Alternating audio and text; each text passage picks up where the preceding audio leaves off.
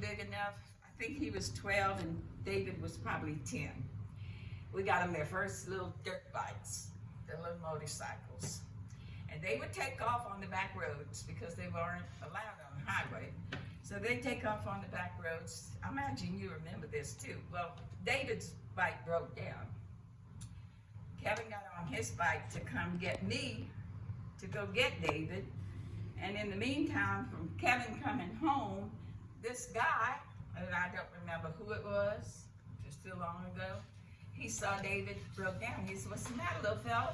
He said, my bike broke down. He said, "My brother's going to get my mama."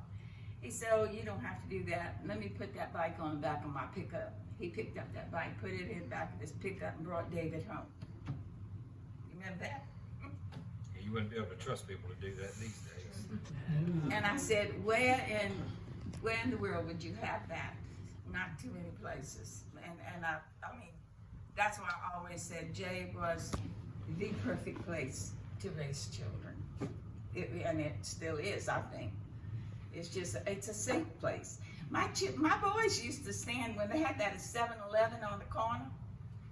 They used to stand there at 9 o'clock at night because it was summertime. It was still daylight. And they would stand on the corner talking with their friends. And I never had to worry about anybody picking them up. It never crossed my mind. We used to run all these. We used to run all over. We used to sneak up into the top of the old theater. Yeah. They still had the the reels and the light.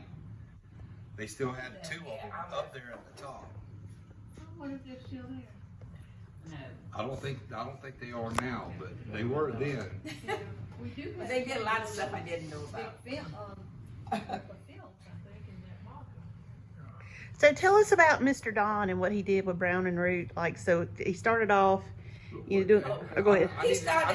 I need to tell my first experience. Okay, well, I'm sorry, Kevin, you tell your first experience. I didn't know if I was gonna be able to get a word in with these two. So my first two things that I remember about moving to Jay, we didn't want to move from Louisiana because we lived in a great little community in Yeah, Louisiana. Morgan City was a great place. And we lived in Lakeside, and all us kids, we had big clover fields all over the place, and we had a canal. They had a levee, and we'd ride our bikes and go down the levee, and it made us a little jump where we'd jump into the canal with our bicycles.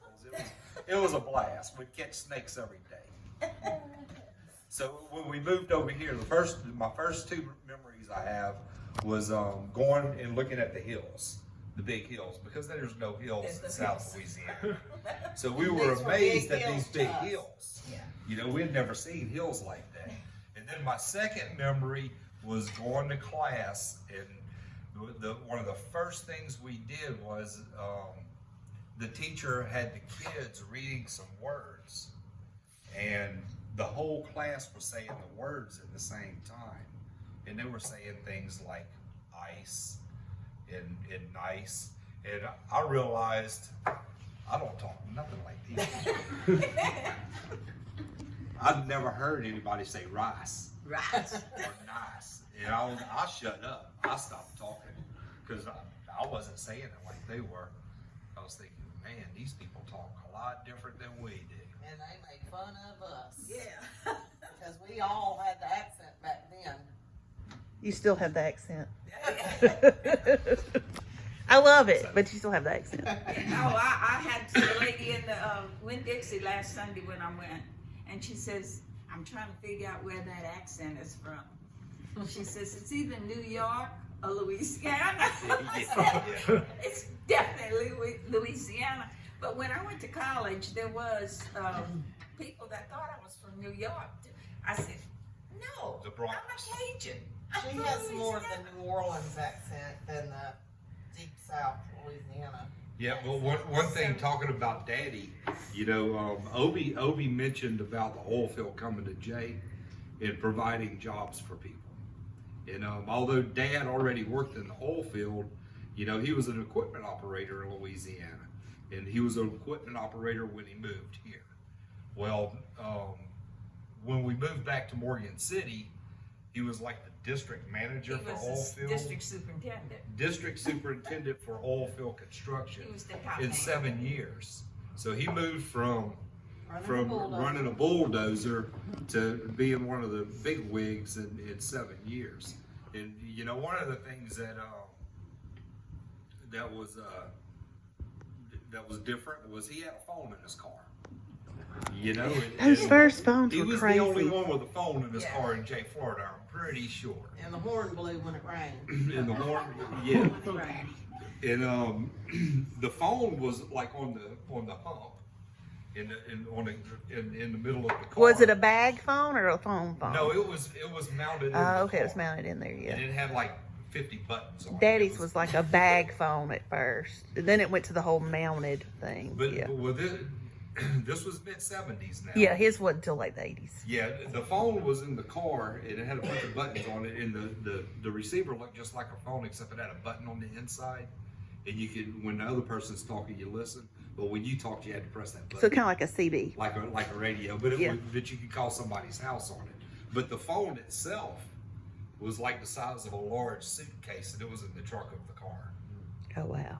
So it was huge. It was like this wide and like this thick. It was a big giant box. But that was the phone. Something real big. And now, Gina, you said something about your daddy when they'd build a well site that they'd line it and y'all go swim on Sundays in the mud Yeah. pit.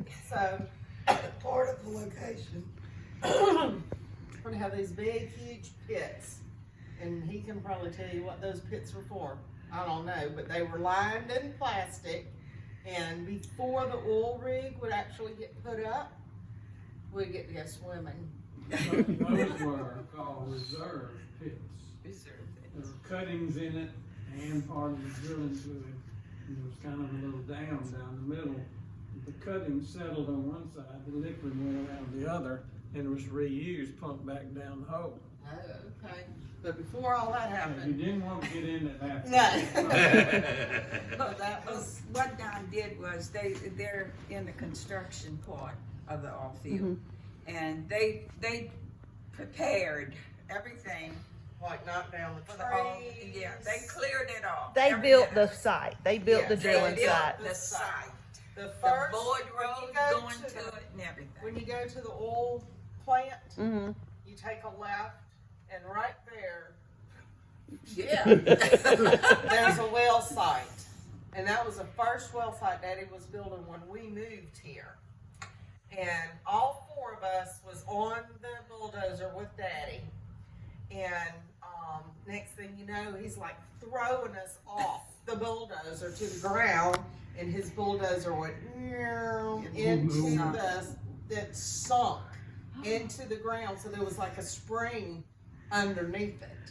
But he knew that was happening, so he threw us off. Do you remember that? I was wondering why he was throwing the kids off. Yeah, we did a lot Yeah, of things yeah. that you'd never get away with today. No. You know, they wouldn't let kids up on those machines. No.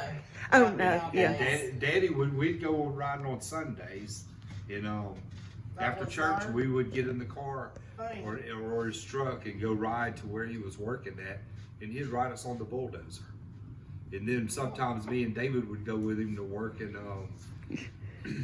No. one of them was Freddie Sasser. Freddie Sasser was running a they call it a scraper, we called it a pan back then.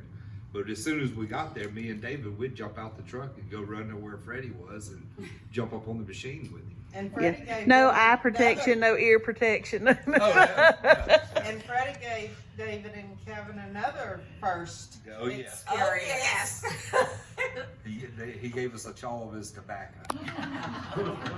To make you sick? Oh, sick as dogs. They never, either one of them, ever touched it again. Never.